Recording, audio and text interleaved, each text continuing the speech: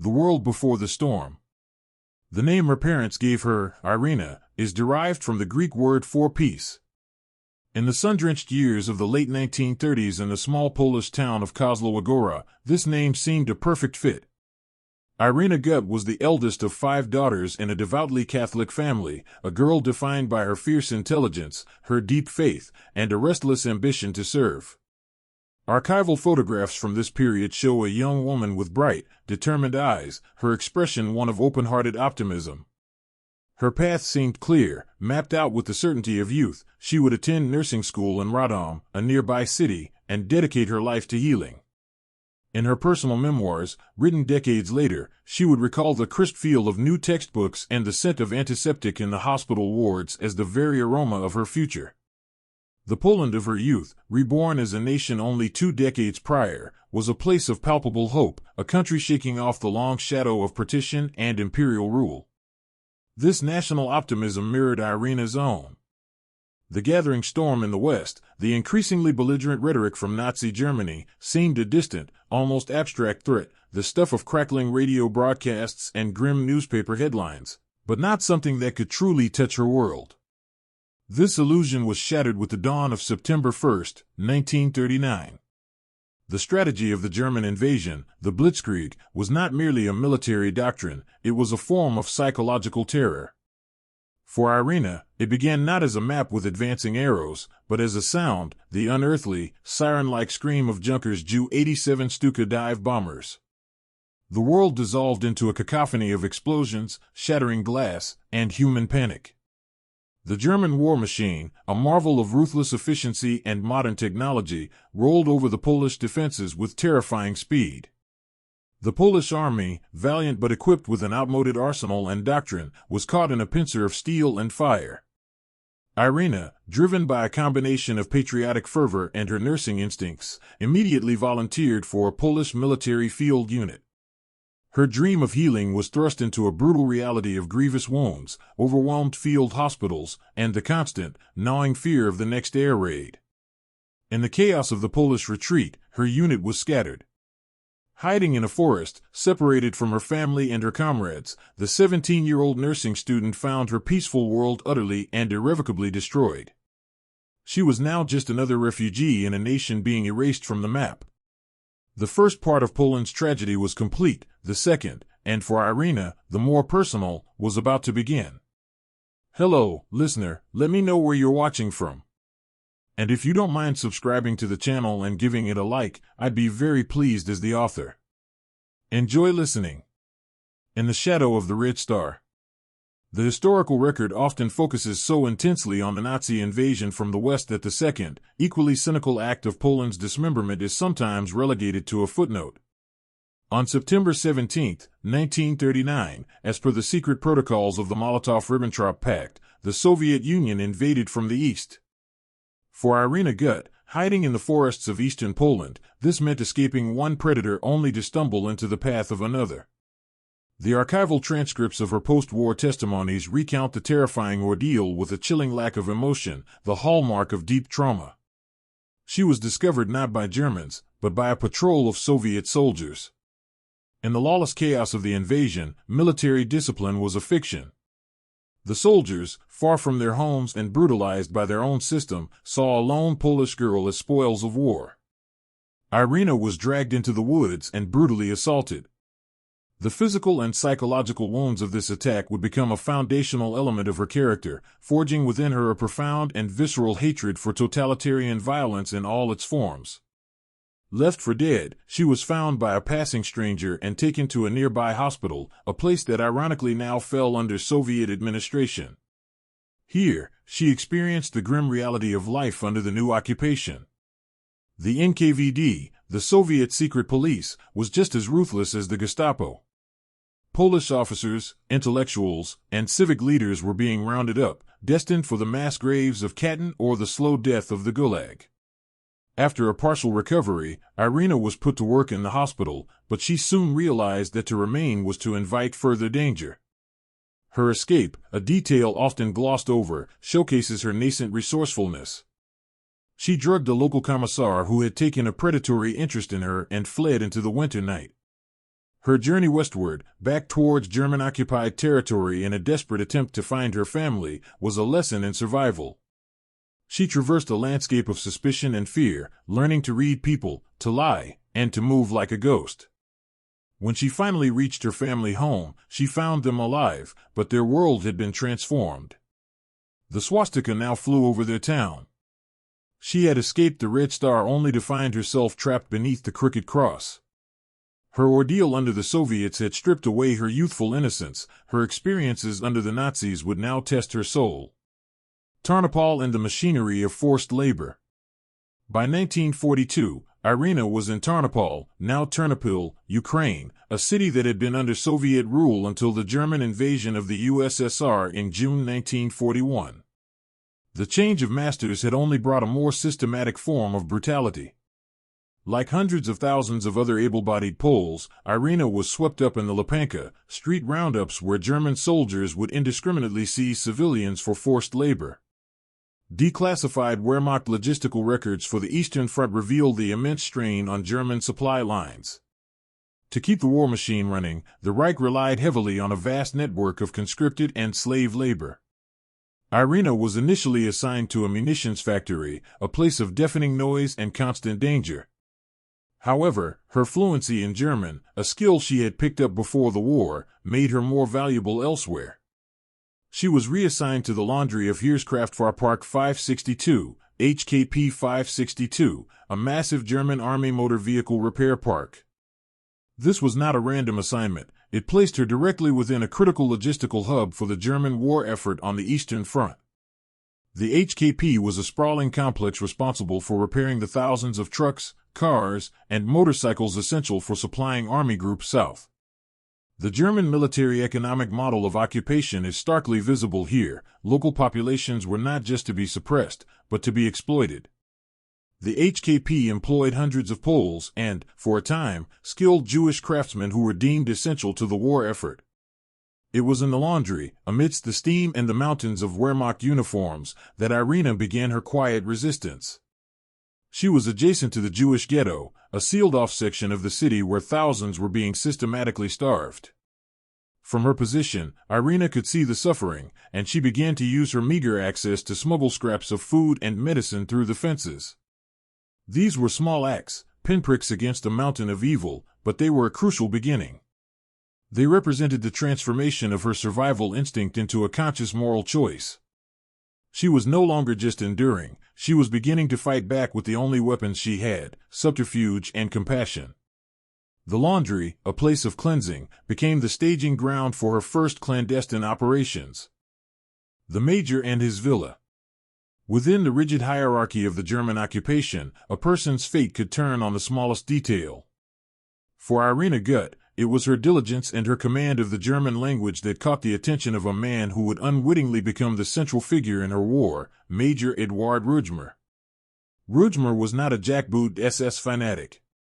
Archival personnel files and post-war interrogations paint a picture of a man in his late 50s, an engineer by trade, who had been conscripted into the Wehrmacht to oversee the vital operations of the HKP. He was an administrator, not an ideologue. He appreciated order, efficiency, and the comforts of a well-run life. Seeing Irena's competence, he requisitioned her from the laundry to serve as his personal housekeeper at the villa he occupied. This move catapulted Irena into the very heart of the enemy's world. The villa was a bubble of surreal civility amidst a sea of atrocities. It was a place of polished silverware, fine china, and classical music playing on the radio, all of it property requisitioned from displaced or murdered Polish and Jewish families. The human factor here is profoundly complex. Rügemer treated Irena with a degree of politeness. He was an older, lonely man who seemed to enjoy her company, often engaging her in conversation. He personified what historian Hannah Arendt would later call the banality of evil, not because he was monstrous, but because he was a normal man who had accepted a monstrous system as his reality. He enjoyed the fruits of a regime built on theft and murder, separating his personal sense of decency from the industrial-scale barbarism that made his comfortable life possible. For Irena, this was a gilded cage of terrifying intimacy. She served the major his meals, she mended his clothes, she overheard conversations between high-ranking German officers about logistics, troop movements, and, most chillingly, upcoming actions against the Jewish population. She was closer to the operational command of the Holocaust than almost any other victim. Her position gave her unprecedented access to information and resources, extra food from the kitchen, the major's laundry, a degree of freedom of movement. The villa was a sanctuary of sorts, but it was a sanctuary built on a foundation of bones, and every moment Irena spent within its walls was a silent, agonizing moral compromise. The question that haunted her daily was no longer just how to survive, but what she was meant to do with this terrible, privileged position. The forest of the slain. The tipping point, the moment that transforms a person from a passive observer into an active participant, is often a single, searing image. For Irena Gut, that moment arrived in July 1942, during the liquidation of the Tarnopol ghetto. While on an errand in the city, she was caught in the middle of the action. What she witnessed was not warfare, it was human slaughter. SS and Ukrainian auxiliary police, fueled by alcohol and ideology, rampaged through the ghetto, dragging men, women, and children from their homes. Irena hid and watched from a building overlooking the Umschlagplatz, the assembly point for deportation. The scenes she described in her testimony are almost impossible to comprehend. She saw mothers separated from their children, the elderly beaten to the ground, and the casual cruelty of men who had been utterly dehumanized. Then came the image that would be burned into her memory forever. An SS officer grabbed a baby from its mother's arms. As the mother screamed, the officer laughed, tossed the infant into the air, and shot it like a clay pigeon. In that instant, something inside Irena broke, and then reformed into something harder than steel. The abstract horror of the occupation became a concrete, unbearable reality. Her Catholic faith, which had been a source of comfort, now became a source of righteous fury. In her memoirs, she recounts falling to her knees in her hiding place and making a vow, a desperate bargain with God. "Please, God, help me," she prayed, "help me to help them. I'll do whatever it is you want me to do.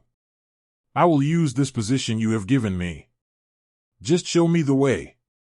It was a profound spiritual and psychological pivot. The sight of that murdered infant severed any remaining thread of moral ambiguity. Major Rügemer's politeness, the villa's comfort, her own safety, it all became meaningless in the face of such absolute evil. She was no longer just a Pole caught in a war, she was a human being witnessing a crime against God and humanity. The vow was sealed. Her fear did not vanish, but it was now eclipsed by a singular, burning purpose. She would no longer smuggle mere scraps of food. She would smuggle lives. Her war had truly begun. The only question now was how to start. The laundry and the list. Irena's vow in the face of unspeakable horror was a declaration of war, but her battlefield was to be the mundane world she inhabited, and her weapons were to be deceit and opportunity. Her first strategic objective was clear: the 12 Jewish men and women who still worked alongside her. They were tailors, seamstresses, and pressers, brought from the ghetto each morning under armed guard to the laundry and workshops of the HKP, and returned each evening to its slow-motion starvation.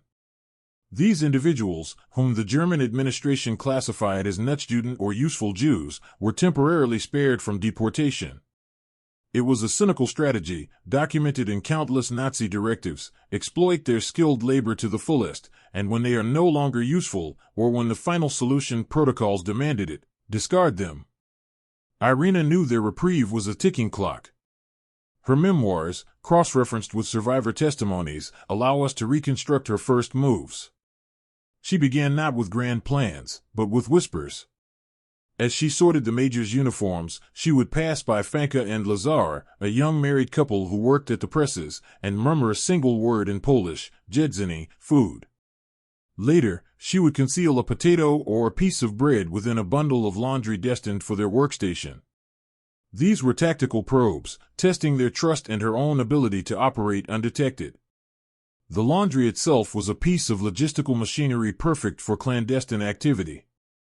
Its constant noise, the rumble of washing drums, the hiss of steam presses, provided auditory cover for hurried conversations. Its layout, a maze of carts, sorting tables, and hanging linens, offered fleeting moments of visual concealment. Irena began using this environment with the precision of a seasoned operative. She would accidentally drop a clean handkerchief, and when a Jewish worker picked it up, they would find a note folded inside detailing the schedule of a particular guard patrol.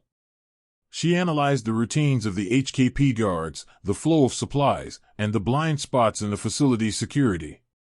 Her most crucial alliance was with Ida and Lazar Haller, a couple in their 40s who had been respected professionals before the war. She saw in Ida a matriarchal strength and quiet intelligence. It was to Ida that Irena first revealed the scope of her ambition. In a conversation lasting mere seconds, shielded by a cloud of steam, she proposed the unthinkable: escape. "I can hide you," she whispered. The risk was astronomical. For the Hallers, leaving the relative and illusory safety of the work detail for an unknown fate with a young Polish girl was a terrifying leap of faith. For Irena, making the offer was to sign her own death warrant if she were betrayed. But the vow she had made was absolute. Ida Haller looked into the eyes of the young Catholic girl serving the German major and saw not a reckless child, but a vessel of fierce, unshakable conviction. She agreed. The list of those to be saved had begun. The first ghosts in the villa. The transition from smuggling food to smuggling human beings represented a quantum leap in risk. The initial plan was terrifyingly simple. Major Rügemer's villa, while a symbol of occupation, was also a fortress of privacy. The major was often away for long stretches, either at the HKP headquarters or on inspection tours. Irena's first targets for extraction were two men, Alex Rosen and his friend, who she knew were slated to be removed from the work detail. The liquidation of the ghetto was proceeding in waves, and the category of useful was shrinking by the day. There was no time. The escape had to happen during the daily march from the laundry back to the ghetto. Irena, using her position as the major's housekeeper, had a legitimate reason to be in the city for errands. Her strategy was one of calculated disruption. She coordinated with a friend in the Polish underground to create a minor diversion, a cart accidentally overturning, just as the column of Jewish workers passed a preselected alleyway. In the brief confusion, Rosen and his friend slipped away and melted into the shadows where Irena was waiting. Bringing them back to the villa was an exercise in pure nerve. She led them through backstreets, her heart pounding with every distant shout or passing vehicle. The final approach to the villa was the most perilous. The house was a known German residence. SS and Wehrmacht officers were frequent visitors. They entered through the back, into the laundry room in the villa's basement. This room, a space Irena knew intimately, became the first sanctuary. It was damp, windowless, and cramped, but it was safe. The psychological toll on all three was immense. For Rosen and his friend, the sudden silence after years of noise, the confinement after the forced marches, was deeply disorienting. For Irena, the secret was a physical weight. Every creak of the floorboards above, every knock on the front door, sent a jolt of pure terror through her. She was now living two lives. Upstairs, she was the diligent, polite housekeeper, serving coffee to the major and his guests. Downstairs, she was the silent guardian of two men whose very existence was a capital crime. The major's personal stores of food now had to be carefully pilfered, every potato and slice of bread accounted for in a silent, desperate calculus of risk versus survival. The villa was no longer just her gilded cage, it had become her secret ark, and she, its solitary captain. Constructing the ark. Hiding two people was a constant strain, hiding 12 was an act of logistical and psychological audacity that borders on the unbelievable. The expansion of Irena's operation was not planned, but forced upon her by the escalating pace of Nazi extermination. The final liquidation of the Tarnopol ghetto was imminent. Declassified German records for Operation Reinhard confirmed that by late 1942 and early 1943, the policy of using Jewish labor was being superseded by the direct order for total annihilation. Irena knew that her friends in the HKP laundry, the Hallers, Fanka and Lazar, and others, had only days left. Her basement laundry room was wholly inadequate. The search for a new hiding place became frantic. The solution was found in the villa's garden, beneath a gazebo. It was a small, hidden crawlspace or storage bunker, its entrance concealed by overgrown bushes and a heavy wooden bench. Its existence was likely unknown even to Major Rügemer. This cramped, dark, earthen space would become the new sanctuary. Getting 10 more people into the villa was the most dangerous operation she would ever undertake. She did it in small groups, over several nights, exploiting the Major's predictable schedule. She would wait until he was asleep or away, then slip out to a rendezvous point. One by one, or in pairs, her friends from the laundry made a terrifying run from the ghetto's perimeter into the darkness. Each successful entry was a victory against impossible odds. Once inside the bunker, a new and complex society was formed. The group now consisted of 12 people: Ida and Lazar Haller, their daughter, Fanka and Lazar, Clara and her young daughter, Moshe and Mina, and the 2 men already in the basement, Alex and his friend. Irena was now responsible for 13 lives, including her own. The logistics of survival were staggering. Food was the most pressing issue. She began to spoil food in the Major's kitchen, claiming it was moldy or rancid, then smuggling the spoiled food to the bunker. She used the noise of the vacuum cleaner or the radio to cover the sounds of her trips to the garden. Waste disposal was a nightmare, managed with buckets that had to be emptied in the dead of night. The most critical element was the architecture of their survival: absolute, unwavering silence.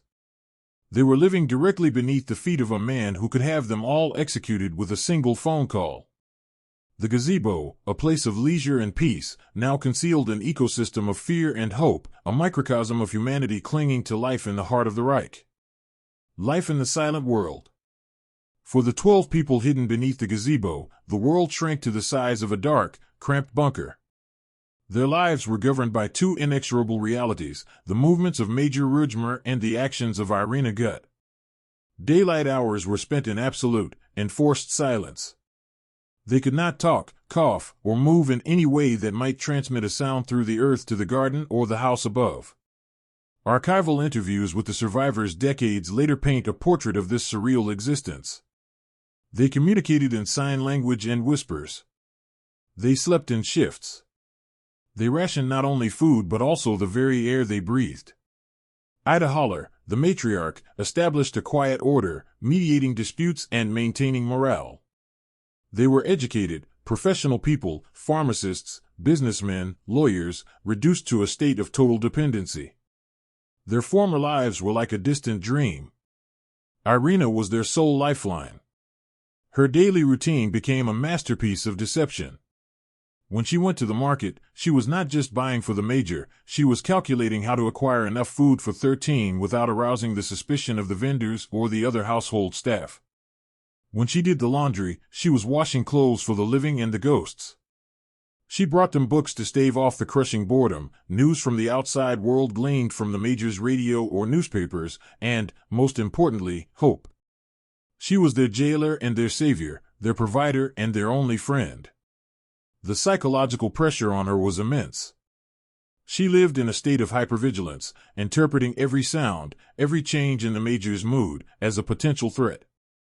The human dynamics were incredibly complex. The gratitude of the hidden was immeasurable, but confinement and fear also bred tension. A simple cold, a coughing fit, could become a life-threatening crisis.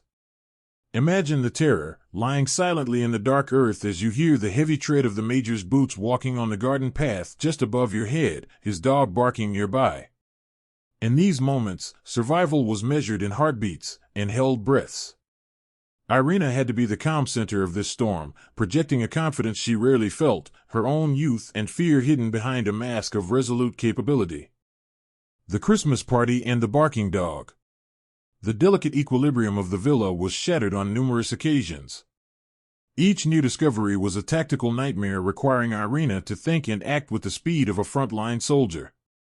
One of the most perilous moments, detailed vividly in her memoirs, occurred during a Christmas party hosted by Major Rügemer for several other high-ranking officers. The villa was filled with the sound of laughter, clinking glasses, and German Christmas carols, a scene of grotesque normalcy. To Irena, it was a minefield. The increased traffic of people, the presence of alert and armed men, and the general disruption to the house's routine stretched her nerves to the breaking point. The major's dog, a German shepherd, was particularly agitated by the guests and began barking incessantly near the gazebo. The dog had sensed something, a sound, a smell, and its instincts threatened to betray them all. An SS officer, amused by the dog's persistence, casually remarked, "Perhaps there are partisans hiding in your garden, Herr Major." Laughter followed, but for Irena, the words were like a physical blow. She saw the officer's hand rest on his sidearm. Time seemed to slow down. Her mind raced through a dozen frantic scenarios. In a stroke of desperate genius, she acted. Dropping a tray of expensive glasses, she created a loud, chaotic diversion inside the house. The crash drew everyone's attention, including the major's. As Rügemer berated her for her clumsiness, the moment of danger outside passed. She apologized profusely, feigning embarrassment and fear, a performance that had to be utterly convincing. While the officers returned to their drinks, she slipped outside, ostensibly to calm the dog, and used the opportunity to lead it away from the gazebo, her soothing words masking a silent, frantic prayer. This incident was a stark reminder of their fragility. They were not safe in a fortress, they were hiding in plain sight, their lives hanging by the thread of one young woman's nerve and a German officer's obliviousness. But a far greater test was coming, a crisis that no drop tray could solve, a confrontation that would force Irena's secret into the light and lead to her most terrible choice. The secret exposed. The constant, gnawing fear of discovery became a horrifying reality on a day that began like any other. The engine of Irena's elaborate deception was her intimate knowledge of Major Rügemer's schedule. His routine was the clock by which the hidden lives in the bunker were governed. On this particular day, he was supposed to be away on a trip to Lviv, a journey that would grant the bunker's inhabitants a precious 48-hour window of relative freedom. These brief respites were lifelines. It was a chance for the 12 to emerge from the damp earth, to stretch their cramped limbs in the villa's empty basement, to breathe air that wasn't thick with the scent of soil and fear, and to speak in hushed, but audible, voices. Irena, believing the major to be 100 kilometers away, had allowed the group into the house. It was a calculated risk she had taken before, a necessary measure to maintain their physical and psychological health. The scene, as reconstructed from survivor accounts, was one of quiet domesticity, Ida Haller helping Irena in the kitchen, others mending clothes, the profound relief of simply being able to stand upright in a warm room. Then, the unthinkable happened. Major Rügemer returned unexpectedly. A change in his travel plans, a forgotten document, the historical record is unclear on the exact cause, but the effect was catastrophic. Irena heard his car pull into the driveway. A wave of ice-cold adrenaline shot through her. There was no time to get everyone back to the bunker, no time to erase their presence. She managed to hustle some of them into a closet, others back towards the basement stairs, but it was too late. As Rügemer walked into his own home, he was confronted with the impossible. His meticulously ordered villa was filled with silent, terrified strangers. He saw Ida and Lazar Haller, people he recognized from the HKP workshops, people who were supposed to be in the ghetto, or, by this point, were more likely presumed dead. The carefully constructed artifice of Irena's life shattered in an instant. The silence that followed was absolute, a void filled with the weight of 12 death sentences. Irena watched the major's face, a canvas of disbelief morphing into a dawning, horrifying comprehension. He looked from the petrified faces of the Jews to the face of his young Polish housekeeper. There was nowhere to run, no lie that could cover this. The secret was out. A proposition in the study. The moments following the discovery are a study in human psychology under extreme duress. Major Rügemer, a man of order and discipline, did not shout. He did not immediately call the Gestapo, an act that would have been the standard, expected response. Instead, his military training and bureaucratic mindset took over. He ordered the Jews back to their hiding place with a cold, quiet fury, his voice barely a whisper. He then commanded Irena to follow him into his study, the room where he managed the logistics of war and occupation. He closed the door, the sound of the latch clicking into place echoing the finality of their situation. The power dynamic had been irrevocably altered. Irena was no longer the clever housekeeper orchestrating a secret war. She was a captured operative, her life and the lives of 12 others now entirely in the hands of this one man. Inside the study, Rügemer confronted her. His initial questions were pragmatic, analytical. How many? How long? How did you do it? Irena, her mind reeling, answered him truthfully. She confessed everything. Her post-war testimony describes this confrontation in vivid detail. She did not beg or plead for her life. Instead, she appealed to his conscience, reminding him of his own professed Catholic faith, speaking of the atrocities she had witnessed, the vow she had made to God. But Rügemer was trapped. He was a major in the Wehrmacht. Harboring Jews, Rassenschande of the highest order, was not just a crime, it was an act of profound treason.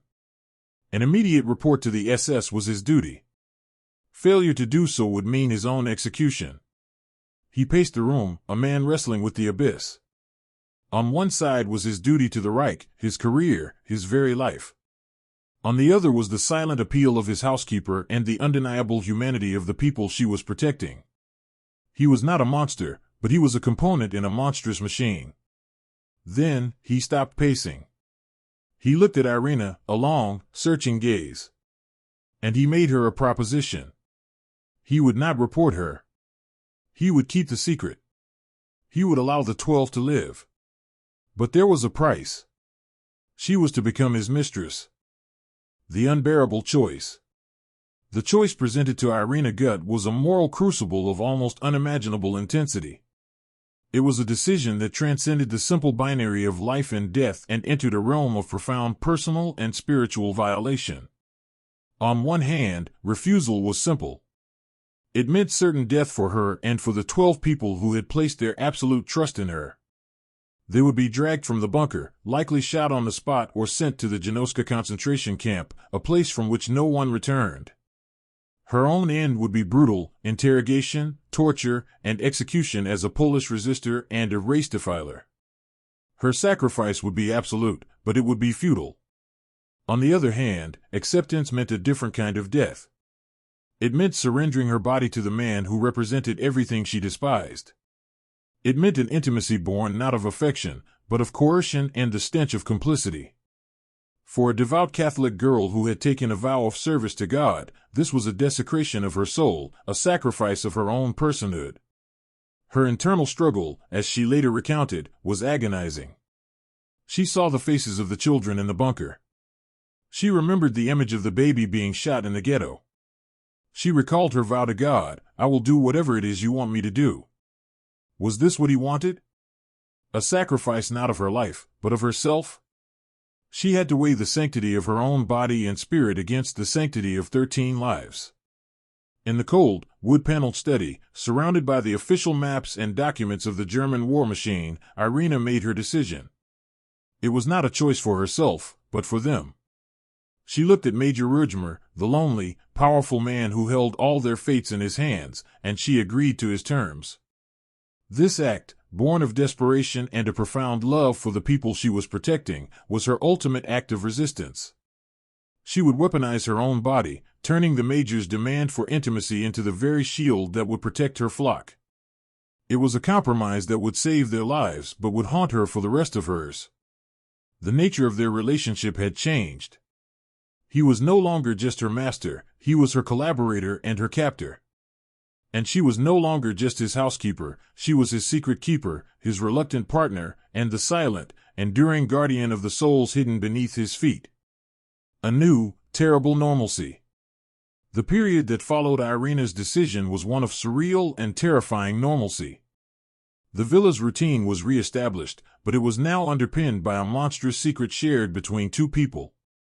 To the outside world, nothing had changed. Major Rügemer was the efficient administrator of HKP 562. Irena Gut was his quiet, deferential housekeeper. But within the walls of the villa, a complex and unspoken treaty was in effect. Irena fulfilled her side of the bargain, a daily act of submission that she endured with a silent, stoic resolve. In return, Rügemer became an unwilling, and often terrified, conspirator in her operation. He was now complicit. His own life was now tied to the survival of the 12 Jews in his garden. This shared secret forged a bizarre and deeply fraught dependency between them. Rügemer's behavior, as observed by Irena, became erratic. He drank more heavily. He would have fits of temper, raging about the danger they were all in, followed by periods of morose silence. He was a man at war with himself, caught between his ingrained sense of duty to the Reich and the undeniable reality of the human beings whose lives he was now tacitly protecting. For Irena, the logistical challenges grew. She now had to feed not only the 12 in the bunker but also provide for the major, all while maintaining the pretense of a normal household. Rügemer would sometimes leave extra money for groceries, a silent acknowledgement of the strain on their resources. This was not an act of generosity but of self-preservation. He provided extra blankets for the bunker as winter approached, framing it as a command, not a request. He was, in effect, managing the logistics of the very operation that could destroy him. For the people in the bunker, the change was palpable. They knew something had happened. They saw the strain on Irena's face, the new tension that filled the air whenever the major was home. They did not know the specifics of her sacrifice, she would not reveal that to them until years after the war, but they understood that their survival had come at a terrible personal cost to their young protector. The ark she had built was now captained by a strange and silent alliance, navigating the treacherous waters of the occupation with a secret that could capsize them at any moment. The partisan threat and a forced relocation.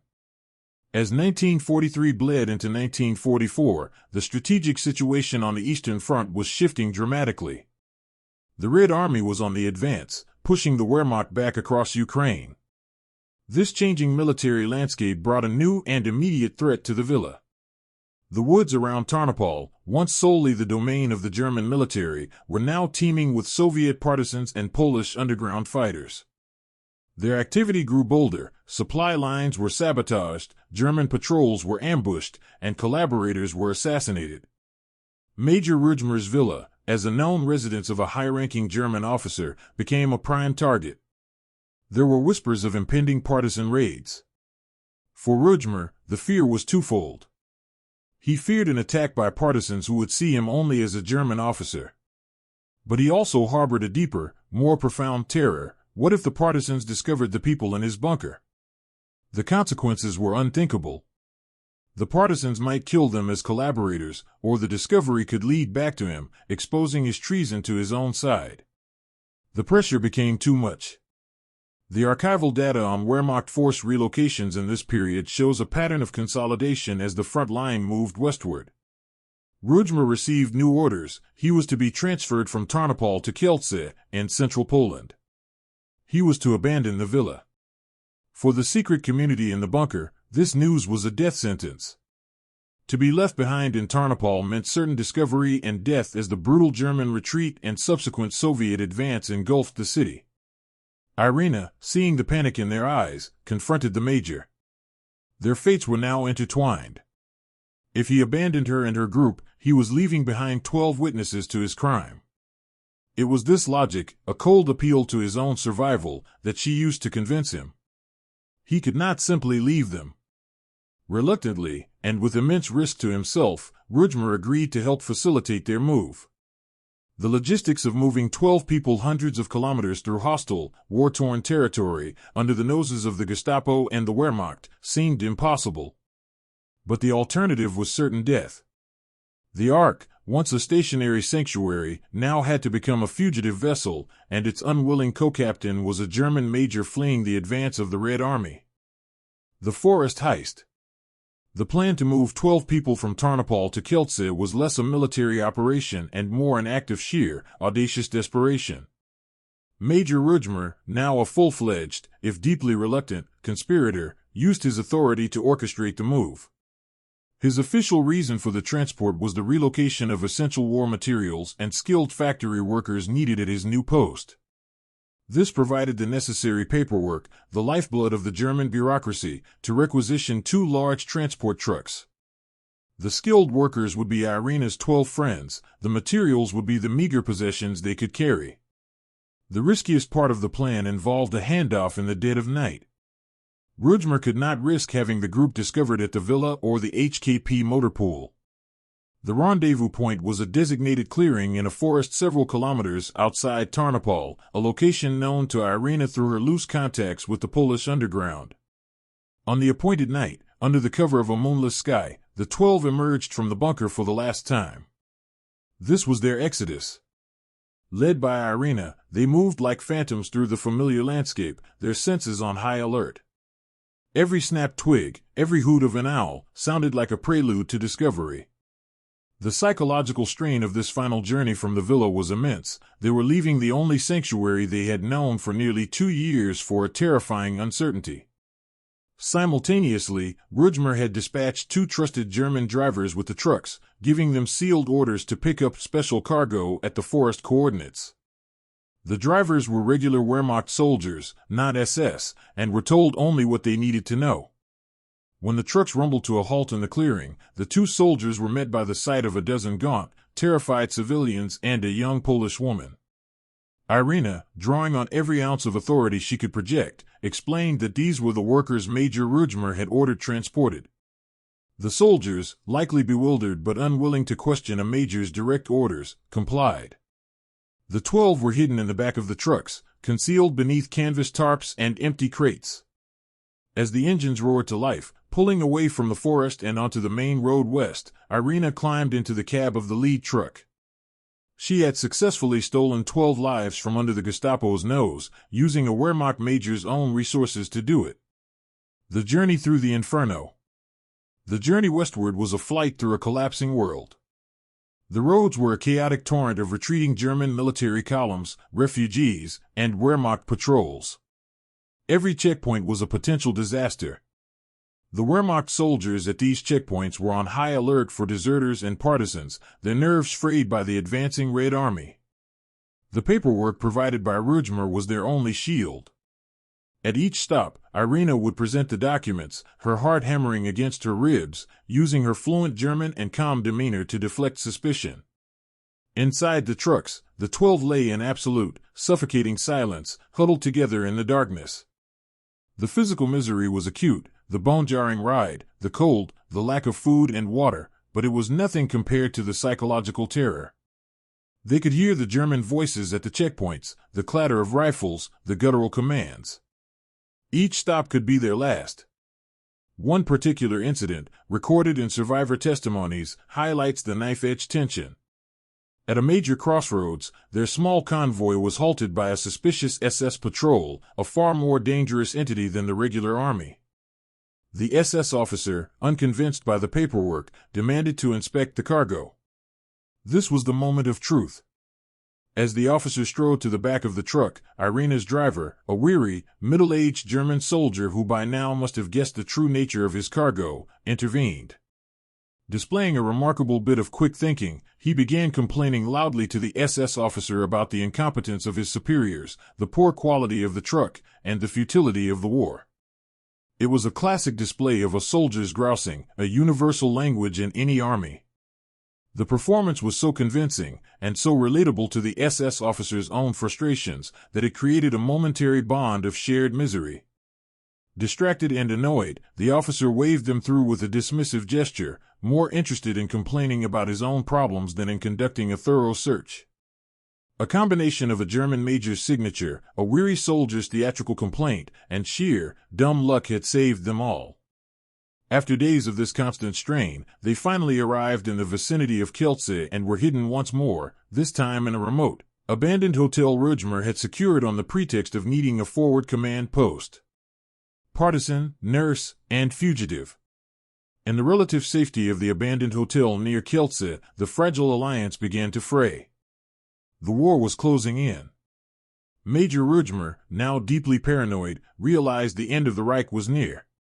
His primary concern was his own survival. He arranged for Irena to be given forged identity papers, a new name, Janina, and work at a nearby German field hospital. This was not an act of kindness but a final, desperate attempt to sever his connection to her and her secrets. He made it clear that their arrangement was over. He then disappeared, melting into the chaos of the collapsing German front. Irena was now on her own, separated from the 12 who depended on her. She found them a new hiding place in a mill, entrusting them to the care of a local farmer she paid with her last remaining valuables. Her work was not done. Reconnecting with the Polish Home Army, Armia Krajowa, she began to actively work for the partisans, using her position as a nurse in a German hospital to smuggle medical supplies and intelligence to the fighters in the surrounding forests. Her final act of defiance against the Germans occurred in the winter of 1944-45. While on a mission to deliver supplies, she was captured by German soldiers. Interrogated and beaten, she was sentenced to be executed as a partisan. On the morning of her scheduled execution, she and other prisoners were being marched into the forest to be shot. At that moment, the war intervened.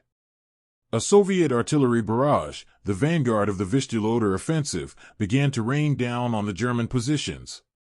In the ensuing chaos, with shells exploding all around them, Irena's guards scattered for cover. She made a desperate run for her life, plunging into the dense, snow-covered forest. Wounded by shrapnel and suffering from frostbite, she was eventually found unconscious by Soviet soldiers. Once again, she had been saved from one enemy only to fall into the hands of another. The Soviets, deeply suspicious of anyone associated with the Polish Home Army, interrogated her. She had escaped German execution only to face the threat of a Soviet gulag. Her war, it seemed, was destined to end as it began, as a prisoner. Liberation and a new exile. The end of the war in Europe in May 1945 did not bring peace for Irena Gut. Poland was liberated but now fell under the complete control of a Soviet-backed communist regime. For the new authorities, members of the Polish Home Army like Irena were not heroes but political threats, rivals for power who had to be neutralized. After being held and interrogated by the NKVD, Irena was released, but she remained under constant surveillance. She was a politically unreliable element. She learned that the 12 she had saved had all survived. As the Red Army swept through, they had emerged from their hiding place in the mill, a small community miraculously intact amidst the ruins of a continent. Some chose to remain in the New Poland, others, like the Howlers, began the long journey to the west, eventually settling in the newly formed state of Israel. Their survival was the ultimate validation of her sacrifice, a testament to her victory. Irena, however, could not remain in the country she had fought so hard for. Her past as a Home Army partisan made her a target. She managed to make her way to a displaced persons camp in West Germany, a place filled with the human wreckage of the war. It was here that she met William Opdyke, an American delegate for the United Nations working to help refugees. A romance blossomed, and they were eventually married. In immigrating to the United States, Irena began a new life, deliberately burying the trauma of her past. For decades, she did not speak of what she had done. She became a wife, a mother, and an American citizen, her incredible story locked away. The Major, Eduard Rügemer, also survived the war.